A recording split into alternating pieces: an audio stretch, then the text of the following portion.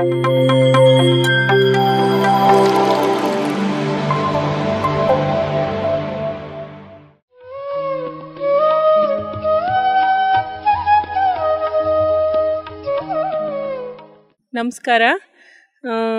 ಬ್ರಹ್ಮ ಮಹರ್ಷಿ ಪಿತಾಶ್ರೀ ಸುಭಾಷ್ ಪತ್ರಿಜಿ ಅವ್ರಿಗೆ ನಮಸ್ಕರಿಸುತ್ತಾ, ಸ್ವರ್ಣಮಾಲಾ ಮೇಡಮ್ಗೆ ನಮಸ್ಕರಿಸುತ್ತಾ, ನನ್ನ ಹೆಸರು ಕಮಲಾ ಅಂತ. ನಾನು ಕೇರ್ಪೇಟೆಯಿಂದ ಬಂದಿದ್ದೀನಿ ಇಲ್ಲಿ ಕಡ್ತಾಳ್ ಪಿರಮಿಡ್ ಧ್ಯಾನ ಕೇಂದ್ರಕ್ಕೆ.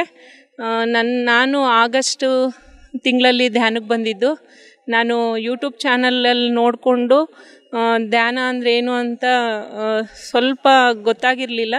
ಆಮೇಲೆ ನಮ್ಮ PMC ಚಾನಲ್ ನಮ್ಮ ಹುಡುಗ ಅವ್ರಿಗೊಬ್ರಿಗೆ ಫೋನ್ ಮಾಡಿದಾಗ ಮನೋಜ್ ಅನ್ನೋರು ನನಗೆ ಕಾಲ್ ಮಾಡಿದಾಗ ಸಿಕ್ಕಿದ್ರು. ಫುಲ್ಲು ಅದ್ರ ಬಗ್ಗೆ ಧ್ಯಾನ ಅಂದರೆ ಏನು, ಅದೆಲ್ಲ ಹೆಂಗೆ ಮಾಡಬೇಕು ಏನು ಅಂತ ನಮಗೆ ಮನೋಜ್ ತಿಳಿಸ್ಕೊಟ್ರು.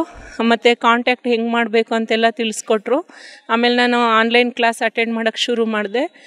ಕೇತಪ್ಪ ಸರ್ದು ಕ್ಲಾಸು ಮತ್ತು ಅಯ್ಯಪ್ಪ ಪಿಂಡಿ ಕ್ಲಾಸು ಎಲ್ಲನೂ ಯೂಟ್ಯೂಬಲ್ಲೇ ನೋಡ್ತಾ ಇದ್ದೆ. ಆಮೇಲೆ ಇನ್ನರ್ ಜರ್ನಿ ಮತ್ತು ನಮ್ಮ ಮೈಸೂರು ಚನ್ನಬಸವ ಸರ್ ಮೈಸೂರು PMC ಇದನ್ನು ಇನ್ನರ್ ಕ್ಲಾಸ್ನ ಅಟೆಂಡ್ ಮಾಡಿ ಅವಾಗೆಲ್ಲ ನನಗೆ ಧ್ಯಾನ ಅಂದರೆ ಹೆಂಗೆ ಮಾಡಬೇಕು, ಯಾಕೆ ಮಾಡಬೇಕು, ಏನು ಅಂತೆಲ್ಲ ತುಂಬ ಚೆನ್ನಾಗಿ ಅರ್ಥ ಆಯಿತು.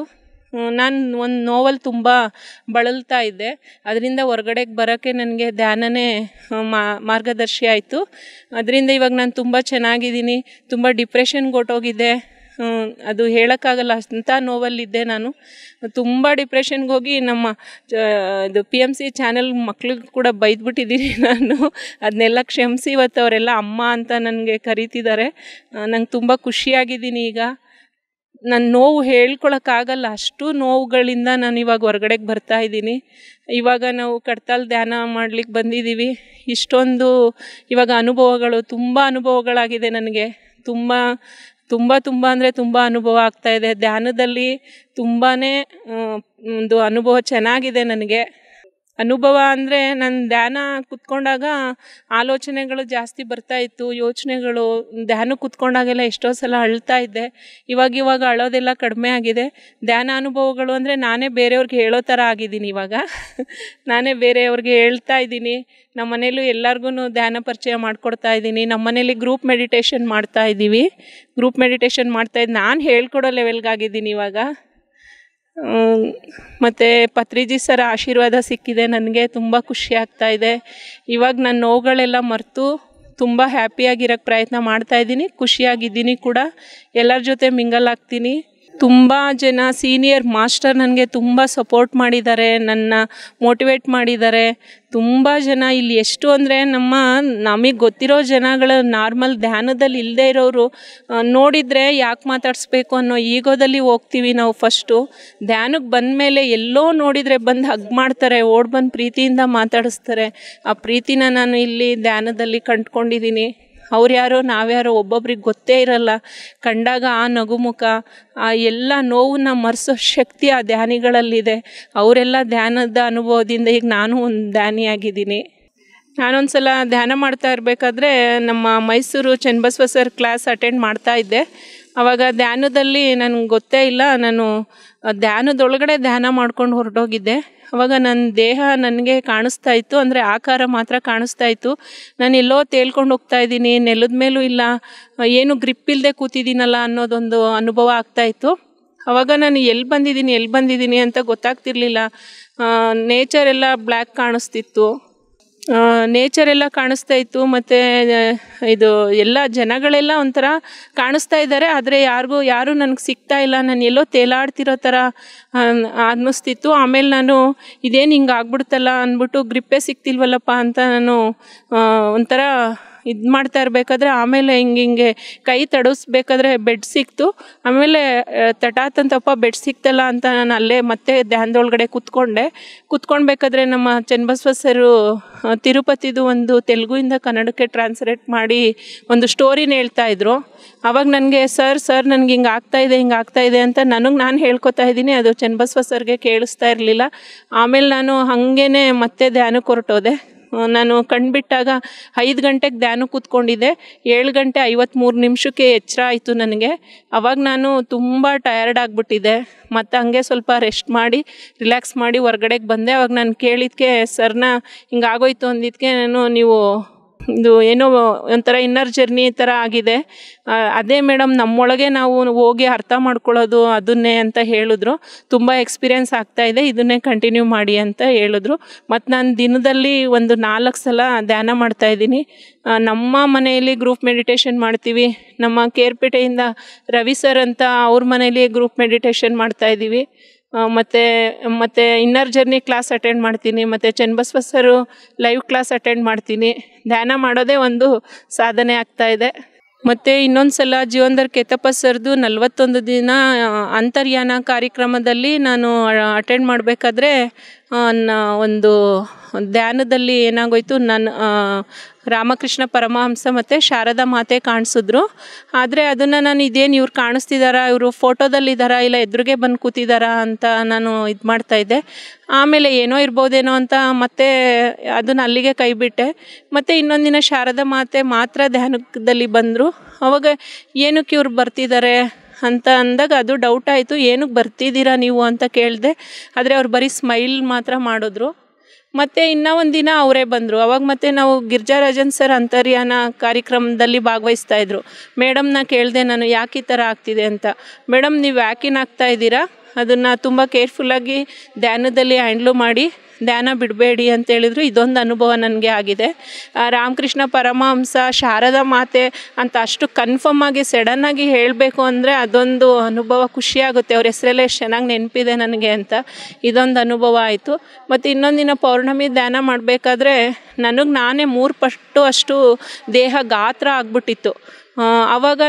ಆವಾಗಲೂ ಕೂಡ ಲೈವ್ ಕ್ಲಾಸಲ್ಲೇ ಇದ್ದೆ ನಾನು. ಕ್ಲಾಸ್ ಮುಗಿದ ಮೇಲೆ ಕೇಳಿದ್ದಕ್ಕೆ ಆ ಥರ ಧ್ಯಾನದಲ್ಲಿ ಬಂದಾಗ ಆ ಥರ ವೈಬ್ರೇಟ್, ನಂದು ಒಂದೊಂದು ಕೂದಲು ಒಂದೊಂದು ದಾರ ಥರ ಕಾಣಿಸ್ತಾ ಇತ್ತು. ಅದೊಂದು ತುಂಬ ಪಾಸಿಟಿವ್ ಎನರ್ಜಿ ತುಂಬಿಕೊಂಡಾಗ ಹಂಗಾಗುತ್ತೆ ಅಂತ ಹೇಳಿದ್ರು. ಸರಿ, ಅದೊಂದು ಅನುಭವ ಅಂದ್ಬಿಟ್ಟು ಆಮೇಲೆ ತಂತಾನೇ ರಿಲ್ಯಾಕ್ಸ್ ಆದೆ ನಾನು. ಈ ಥರದ್ದೆಲ್ಲ ಅನುಭವಗಳಾಗ್ತಾಯಿದೆ. PMC ಕನ್ನಡ ಚಾನಲ್ನ ನೋಡಿ ಸಬ್ಸ್ಕ್ರೈಬ್ ಆಗಿ ಆಮೇಲೆ ಶೇರ್ ಮಾಡಿ. ತುಂಬ ಏನಂದರೆ ಇದೆಲ್ಲ ನಮಗೆ ಬರಬೇಕು ಅಂದರೆ ಈ ಕೊರೋನಾ ಅನ್ನೋದು ಏನು ಬಂದಿದೆ ಅದರಿಂದನೇ ನಮಗೆ ಈ PMC ಚಾನಲ್ ನಮಗೆ ಸಿಗ್ಲಿಕ್ಕೆ ಕಾರಣ ಆಗಿದೆ. ಧ್ಯಾನ ಎಲ್ಲಿ ಮಾಡ್ತಿದ್ದಾರೆ, ಹೇಗೆ ಮಾಡ್ತಿದ್ದಾರೆ, ಪಿರಮಿಡ್ ಎಲ್ಲಿದೆ, ಹೆಂಗಿದೆ ಒಂದು ಗೊತ್ತಿರಲಿಲ್ಲ ನಮಗೆ. ನಾವು ಕಡತಾಳ ಹತ್ರ ಇರೋ ಶ್ರೀಶೈಲ್ಗೆ ಬಂದು ಹೋಗಿದ್ದೀವಿ, ಇಲ್ಲಿ ಪಿರಮಿಡ್ ಇದೆ ಅನ್ನೋದೇ ನಮಗೆ ಗೊತ್ತಿಲ್ಲ. ಇವತ್ತು ಪಿರಮಿಡ್ ಎಲ್ಲೆಲ್ಲಿದೆ, ಪಿರಮಿಡ್ಗೆ ಹೋದರೆ ಏನು ಅನುಭವ ಆಗ್ತಾಯಿದೆ ಅನ್ನೋದೆಲ್ಲ ನಮಗೆ ಅನುಭವ ಆಗ್ತಾಯಿದೆ. ಅದಲ್ಲದೆ ಇಲ್ಲಿನ ಸೌಲಭ್ಯಗಳನ್ನ ನೋಡಿದ್ರೆ ಎಲ್ಲೂ ಈ ಥರ ಸೌಲಭ್ಯ ಇಲ್ಲ. ಇಲ್ಲಿನ ಸೈಲೆನ್ಸ್ ಎಷ್ಟು ಚೆನ್ನಾಗಿದೆ, ಯಾರೂ ಗಲಾಟೆ ಮಾಡಲ್ಲ, ಅವ್ರವ್ರ ಪಾಡಿಗೆ ಅವರು ಧ್ಯಾನ ಮಾಡ್ತಾರೆ. ಊಟ ಅಂತೂ ಸೂಪರಾಗಿದೆ, ತುಂಬ ಚೆನ್ನಾಗಿದೆ ಊಟ. ಫ್ರೀ ಊಟ, ಬೆಳಿಗ್ಗೆ ಟಿಫನ್ನು, ಮಧ್ಯಾಹ್ನ ಊಟ, ರಾತ್ರಿ ಊಟ, ಅದು ಪತ್ರಿಜೆ ಸರು ಲೈನಲ್ಲಿ ಬಡಿಸಿ ಕೊಡ್ತಾರೆ. ಆಮೇಲೆ ಯಾರೇ ಹೋದ್ರೂ ಸೆಕೆಂಡ್ ಮಾಡ್ತಾರೆ. ತುಂಬ ಖುಷಿಯಾಗುತ್ತೆ. ಎಷ್ಟೊತ್ತಾದರೂ ಲೈನಲ್ಲಿ ನಿಂತು ಅವರೇ ಕೂಡ ಬಡಿಸ್ತಾರೆ. ಬೆಳಗ್ಗೆ ತಿಂಡಿ ಕೂಡ ಅವರೇ ಬಡಿಸ್ತಾರೆ, ಮಧ್ಯಾಹ್ನ ಊಟ ಬಡಿಸ್ತಾರೆ, ನೈಟ್ ಊಟ ಬಡಿಸ್ತಾರೆ. ಒಂದು ಚೂರು ಟಯರ್ಡ್ನೆಸ್ ಏನೂ ಅವ್ರ ಮುಖದಲ್ಲಿ ಕಾಣಲ್ಲ, ಸ್ಮೈಲಿಂಗ್ ಫೇಸ್ ಇರುತ್ತೆ ಯಾವಾಗಲೂ. ಅವ್ರನ್ನ ನೋಡಲಿಕ್ಕೆ ನಾವೆಲ್ಲ ಕ್ಯೂ ನಿಂತಿರ್ತೀವಿ. ಇನ್ನು ಅವ್ರ ಕೈ ಸೆಕೆಂಡ್ ಮಾಡಿದ್ರೆ ಜೀವನ ಪಾವನ ಆಯಿತು ಅನ್ನೋ ಲೆವೆಲ್ಗೆ ನಾವು ಬಂದಿದ್ದೀವಿ. ಇಷ್ಟೊಂದು ಮಾಡ್ತಿರೋದು ಅವರಿಗೆ ದೇವ್ರು ತುಂಬ ಒಳ್ಳೇದು ಮಾಡಬೇಕು. ಇನ್ನೂ ಪಿರಮಿಡ್ ಸಾಕಷ್ಟು ಆಗಬೇಕು, ಎಲ್ಲ ಕಡೆ ಪಿರಮಿಡ್ ಆಗಬೇಕು. ಇಲ್ಲೆಲ್ಲ ಇನ್ನೂ ಇಂಪ್ರೂವ್ ಆಗಬೇಕಾಗಿದೆ. ಮತ್ತು ರೂಮ್ಸ್ ಎಲ್ಲ ಆಗಬೇಕಾಗಿದೆ ಇಲ್ಲಿ. ಇವಾಗ ಎಷ್ಟು ಜನ ಅಂದರೆ ಏನೂ ಬೇಜಾರಿಲ್ಲ. ಎಂತೆಂಥ ರಿಚ್ ಫ್ಯಾಮಿಲಿಗಳಿಲ್ಲಿ ಬಂದಿದ್ದಾರೆ, ಹೆಂಗೆ ಬೇಕು ಹಂಗೆ ಇದ್ದು ಹೋಗ್ತಾ ಇದ್ದಾರೆ. ಇನ್ನು ರೂಮಿನ ಸೌಲಭ್ಯ ಎಲ್ಲ ಚೆನ್ನಾಗಾಗ್ಬಿಟ್ರೆ ಇನ್ನೆಷ್ಟು ಮಟ್ಟಿಗೆ ಇಲ್ಲಿ ಜನಸಂದಣಿ ಜಾಸ್ತಿ ಆಗ್ತಾ ಇದೆ. ಆಮೇಲೆ ಇದು ಪಿರಮಿಡ್ ಅನ್ನೋದು ಇಲ್ಲಿ ನಾವು ಇನ್ನೊಂದು ಅನುಭವ ಹೇಳಲೇಬೇಕು. ನಾನು ಸ್ವಂತ ಮನಸ್ಸಿಂದ ಹೇಳ್ತಾ ಇದ್ದೀನಿ. ನಾವು ರಾತ್ರಿ ಎಲ್ಲ ಆರಾಮಾಗಿ ಓಡಾಡ್ತಾ ಇದ್ದೀವಿ. ಒಬ್ಬರು ಕೆಟ್ಟ ದೃಷ್ಟಿಯಿಂದ ನೋಡೋರು ಇಲ್ಲಿಲ್ಲ, ಒಬ್ಬರು ಬೇರೆ ಥರ ಹ್ಯಾಬಿಟ್ ಕಲ್ತಿರೋರು ಇಲ್ಲಿಲ್ಲ. ಮತ್ತು ಇಲ್ಲಿ ಯಾವುದೇ ಥರದ್ದು ಹ್ಯಾಬಿಟ್ ಇಲ್ಲ. ಎಲ್ಲ ಮುಖದಲ್ಲಿ ಒಂದು ನಿರ್ಮಲ ಮನೋಭಾವನೆ ಇದೆ. ಕಣ್ಣಲ್ಲಿ ಒಂದು ನಿಷ್ಕಲ್ಮಶ ದೃಷ್ಟಿ ಇದೆ. ನಾನು ಇದನ್ನು ಎಲ್ಲೂ ನೋಡಿರಲಿಲ್ಲ.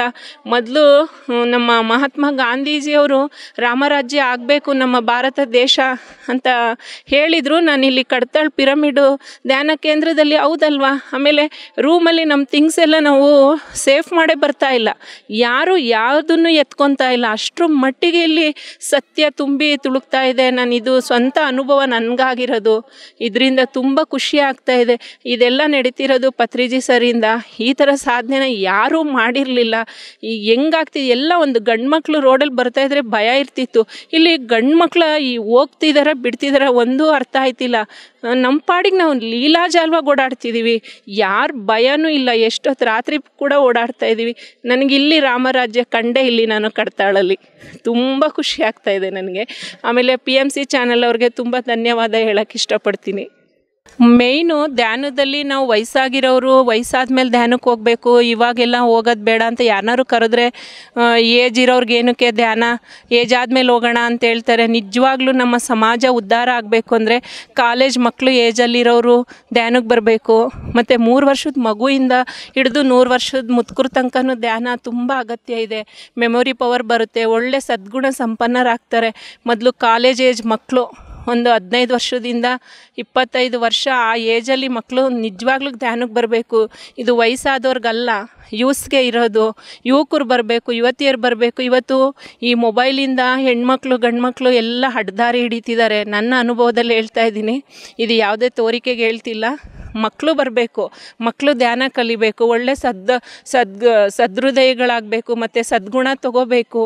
ನೀವು ಯಾವುದೇ ಡ್ರೆಸ್ ಹಾಕ್ಕೊಳ್ಳಿ, ಏನೇ ಹಾಕ್ಕೊಳ್ಳಿ, ಧ್ಯಾನ ಮಾಡಿ. ಡ್ರೆಸ್ ಇಂಪಾರ್ಟೆಂಟ್ ಅಲ್ವೇ ಅಲ್ಲ. ಇಲ್ಲಿ ಯಾವುದೇ ಕೋಡ್ ಡ್ರೆಸ್ ಇಲ್ಲ, ನಿಮ್ಮಿಷ್ಟ ಬಂದಿದ್ದು ಬಟ್ಟೆ ಹಾಕ್ಕೊಳ್ಳಿ. ಒಳ್ಳೆ ಮನಸ್ಸಿಂದ ಧ್ಯಾನ ಮಾಡಿ. ಧ್ಯಾನ ಮಾಡ್ತಾಯಿದ್ರೆ ಒಳ್ಳೆ ಗುಣ, ಒಳ್ಳೆ ನಡತೆ, ಒಳ್ಳೆ ತಂದೆ ತಾಯಿಗಳಲ್ಲಿ ಗೌರವ, ಹಿರಿಯರಲ್ಲಿ ಭಕ್ತಿ ಎಲ್ಲವೂ ತಾನಾಗೆ ಬರುತ್ತೆ.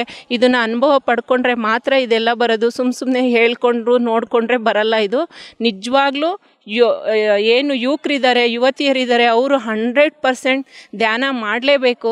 ಮತ್ತು ಅಡ್ಡದಾರಿ ಹಿಡಿಯೋದು ತಪ್ಪುತ್ತೆ. ಕೆಟ್ಟ ಅಭ್ಯಾಸಗಳು ಏನೇನು ಕಲಿತಿದ್ದಾರೆ ಇವಾಗ ಅಂತ ಎಲ್ರಿಗೂ ಗೊತ್ತು. ಅದು ನಾನೇನು ಹೇಳಬೇಕಾಗಿಲ್ಲ. ಈ ಧ್ಯಾನದಿಂದಲೇ ಅವ್ರಿಗೆಲ್ಲ ಇದರಿಂದ ಮುಕ್ತಿ ಸಿಗುತ್ತೆ. ಧ್ಯಾನಕ್ಕೆ ಬಂದರೆ ಕೆಟ್ಟ ಅಭ್ಯಾಸ ಹೋಗುತ್ತೆ, ಕೆಟ್ಟ ದೃಷ್ಟಿ ಹೋಗುತ್ತೆ, ನಡವಳಿಕೆ ಚೆನ್ನಾಗಾಗುತ್ತೆ. ಎಲ್ಲರಿಗೂ ಕೈ ಮುಗ್ದು ಕೇಳ್ಕೊತೀನಿ ನಾನು. ಇದರಲ್ಲಿ ಯಾವುದೇ ಹಣ ಸಂಪಾದನೆನೋ ಇಲ್ಲ ದುರುದ್ದೇಶನೋ ಇಲ್ಲ ಹಣ ಮಾಡಬೇಕು ಅಂತ ಯಾರೂ ಇದರಲ್ಲಿ ಮಾಡ್ತಾ ಇಲ್ಲ. ಪತ್ರಿಜಿ ಸರು ಒಂದು ಧರ್ಮ ರಾಜ್ಯ ಮಾಡಬೇಕು ಅಂತ ಪಣ ತೊಟ್ಟು ನಿಂತಿದ್ದಾರೆ. ಗಂಡು ಮಕ್ಕಳು ಹೆಣ್ಮಕ್ಳು ಎಲ್ಲರೂ ಇದಕ್ಕೆ ಸಹಕಾರಿ ಆಗಬೇಕು. ನಿಮ್ಮ ಗುಣ ನಡತೆನ ಹೆಚ್ಚಿಸ್ಕೊಂಡು ಗೌರವ ಹೆಚ್ಚಿಸ್ಕೋಬೇಕು ಅಂತ ಕೇಳ್ಕೊತಾ ಇದ್ದೀನಿ. ನಮಸ್ಕಾರ. PMC ಕನ್ನಡ ಚಾನೆಲ್ ಅನ್ನು ಲೈಕ್ ಮಾಡಿ, ಶೇರ್ ಮಾಡಿ, ಸಬ್ಸ್ಕ್ರೈಬ್ ಮಾಡಿ ಮತ್ತು ಮಾಡಿಸಿ. ಎಲ್ಲರಿಗೂ ಧನ್ಯವಾದಗಳು.